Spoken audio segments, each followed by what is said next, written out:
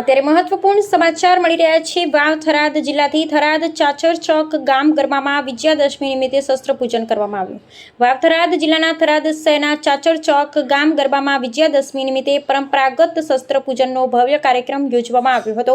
જેમાં થરાદ નગરના ચાચર ચોક ગામમાં આજે પણ હિન્દુ મુસ્લિમ સમાજના ભાઈચારાની એકતાના દર્શન ચાચર ચોક ગામ ગરબામાં જોવા મળી રહ્યા છે। થરાદના ચાચર ચોક ગામ ગરબા ત્રીજી પેઢીથી મુસ્લિમ સમાજના ભક્તો દ્વારા આજે પણ પરંપરા મુજબ દેશી ગરબા ગાવામાં આવે છે અને વર્ષો પહેલા ગુલ મોહમ્મદ રાઉમા અને અમીર મોહમ્મદ રાઉમા અને અત્યારે અયુબભાઈ કાજી તથા હંસાબેન જોશી અને લક્ષ્મણ ભગત ગોહિલ દ્વારા ગામ ગરબે ગરબા ગાવામાં આવે છે, જેમાં ખેલૈયાઓને ગરબાની રમઝટ બોલાવી હતી, જેમાં પૂર્વ ધારાસભ્ય ગુલાબસિંહ રાજપૂત, રાજપૂત સમાજના પ્રમુખ ડીડી રાજપૂત, પૂર્વ નગરપાલિકા પ્રમુખ પથુસિંહ રાજપૂત, વિક્રમસિંહ રાજપૂત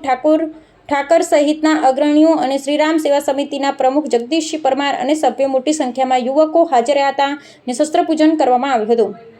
જેમાં શસ્ત્ર, બંદૂક, તલવાર, રિવોલ્વર જેવા વિવિધ શસ્ત્રોનું કાશીરામભાઈ પુરોહિત અને અમથુલાલ દવે પૂજારી દ્વારા પરંપરાગત રીતે મંત્રોચ્ચાર બોલીને પૂજન કરવામાં આવ્યું અને જેમાં શસ્ત્ર પૂજન બાદ મહિલાઓને ખેલૈયાઓને મોડી રાત સુધી ગરબાની રમઝટ જમાવી હતી અને ગામ ગરબાના સભ્યોને શ્રીરામ સેવા સમિતિ દ્વારા વિજયાદશમીની દર વર્ષની જેમ આ વર્ષે પણ વિશેષ ઉજવણી કરવામાં આવી હતી અને થરાદમાં પરંપરા અને ભક્તિ સાથે ઉજવાયેલી વિજયાદશમીની શસ્ત્ર પૂજનને લઈ રાજપૂત સમાજમાં સહિતના અન્ય સમાજમાં પણ ઉમંગ અને આનંદનો માહોલ જોવા મળ્યો હતો। આ તસવીરની સાથે કયુમભાઈ ચૌહાણ, થરાદ બ્યુરો ચીફ।